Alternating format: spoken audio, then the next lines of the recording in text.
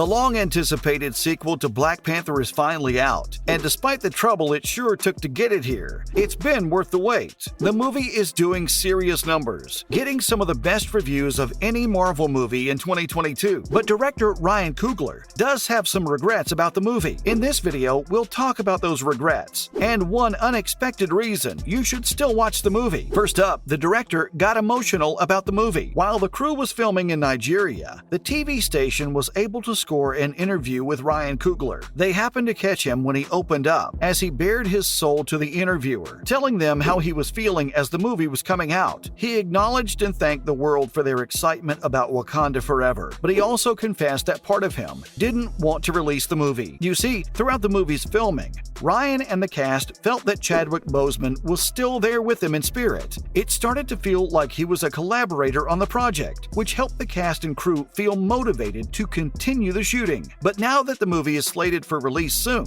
Coogler realizes that he'll soon have to share this movie with the rest of the world, and Boseman won't be there to see it. So basically, the movie has gotten to feel very personal to him, which makes it weird to put it out there. That doesn't mean Ryan Coogler doesn't want you to see it. This is probably the hardest project he's ever done in his career, but he feels complicated emotions about it. He observed that emotions couldn't be expressed in words at times. We feel you, Ryan. Now, let's hear about his latest conversation with Chadwick. In a recent interview with the official Black Panther podcast, the subject of Chadwick Boseman naturally came up, and on that topic, Ryan revealed his final conversation with his former friend and star. And we're giving you a warning right now for major feels. The final conversation they had with each other was about the finished script for Wakanda Forever. That's right, Coogler had a finished script when Boseman passed away, meaning he'd concocted the entire story around T'Challa being around. The last time the two spoke was when Coogler had finally managed to get a hold of Boseman to offer a chance to read the script and give his notes. Despite their friendship, Coogler had difficulty getting in touch with Boseman, but the two had a pleasant conversation when he finally did.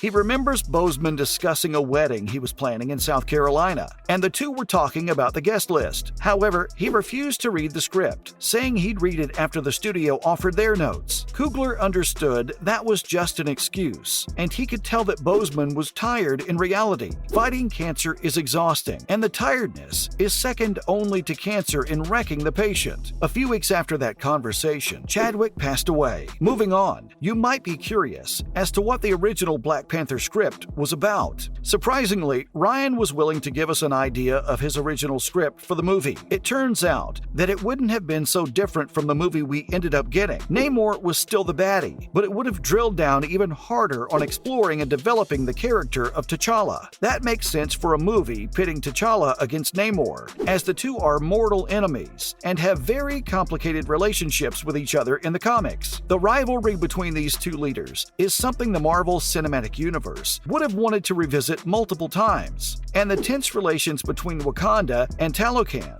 would have been important to everyone on the surface world. But for Coogler, the most exciting thing about his original script was that having worked with Chadwick on one movie, he understood the actor better as a performer and a person. He was prepared to mine the depths of Boseman's acting abilities, but we lost him too soon. Coogler also seems to have understood the first movie's sidecast, and Wakanda Forever is personal and emotional for all of them, particularly Letitia Wright. We'll move on to a more positive conversation: what Wakanda Forever means for the MCU. The movie is a pivotal one for the ongoing storylines of the MCU, just like you'd expect from the movie that closes out a phase of the franchise, capping off the fourth phase of the MCU, which is also the first phase of the multiverse saga. The movie has big implications for the movies to come. Now, T'Challa and the Black Panther were important figures in the Marvel story, so the fact that someone is filling his shoes is big enough news for the planet. Namor and Talokan revealing themselves to the world are similarly important, as he and his country will change the world's balance of power. That said, Wakanda Forever does set up a future movie directly, and that movie is Thunderbolts. The setup comes from a cameo by Valentina Allegra de Fontaine, played by Julia Louis-Dreyfus. She's revealed to be the ex-wife of Martin Freeman's Everett Ross, and she also happens to be the director of the shadiest alphabet organization, the CIA. While she unusually seems to be playing a more helpful and positive role in the movie, we later find out that she's just manipulating Ross and and the Wakandans through him, manipulating another country from behind the scenes. That's pretty on brand for the CIA. But Valentina's appearance in this movie sheds light on her shenanigans throughout the MCU. Let's follow the trial to figure out what Valentina's deal is. Unless the MCU subverts our expectations by revealing that Valentina has been going rogue this entire time, there's a strong implication that whatever she's been doing is a plot from the CIA. This is a very interesting revelation, and it tells us a lot about what the Thunderbolts team will be like and what their objectives might be. The US government hasn't been the biggest factor in the Marvel story so far, but when they have been, it's rarely been for a good cause. Sure, S.H.I.E.L.D. was pretty well aligned with the heroes, until it was corrupted from the inside by Hydra. Then Captain America Civil War saw the government try to regulate the existence and activities of the heroes with the Sokovia Accords, which has been repealed, as we learned in She-Hulk. We can't imagine that they took that lying down. Is the government trying a more drastic approach toward controlling the heroes? Remember that Valentina approached Yelena the Black Widow to whack Hawkeye. You have to figure that she was doing this as a part of a mission for the US. Valentina is the head of the CIA after all, and while Clint Barton has changed, he was with Captain America's anti-Sokovia Accords faction and went on a rampage through the world's criminals during the blip. Maybe Valentina figured he was too dangerous to let live. Who else might she have that opinion towards? Finally, what does this tell us about the Thunderbolts? We know from the comics that the Thunderbolts are an anti-heroic team that exists to do the government's dirty work, and in 2022, we got a partial list of the team's membership too. Let's look at these members through our new lens of information. John Walker, the US agent, and Yelena were recruited on scene, and it's easy to see why. Walker is the ideal Captain America for the US government, a military guy who'll follow whatever orders he gets from his bosses. On a similar note, Yelena is a Black Widow, and while she isn't under the Red Room's control anymore, she's no stranger to contract work. The Barton hit was personal for her, but she can take more impartial work too. Taskmaster and Ghost were villains in Black Widow and Ant-Man and the Wasp, respectively, but they were both liberated in a case by the end of their movies. So now you have two superpowered individuals searching for a purpose in life. Taskmaster in particular would be down to redeem herself for her actions during her years as a Red Room puppet. The wild cards here are Bucky and Red Guardian. The latter was an operative of the Soviet Union. Is the CIA wanting to hire him? Maybe that's the point. As for Bucky, how is he going to team up with a bunch of people working against his friends? We'll have to wait a little while for the answers to those questions, as Thunderbolts isn't coming out until July 2024. Wakanda Forever, though, is out, and we'd love to know if you've watched the movie and thought it did justice to Chadwick Boseman. Drop your opinions in the comments section below. And we heard that Valentina would send Yelena after you if you don't like, share, or subscribe.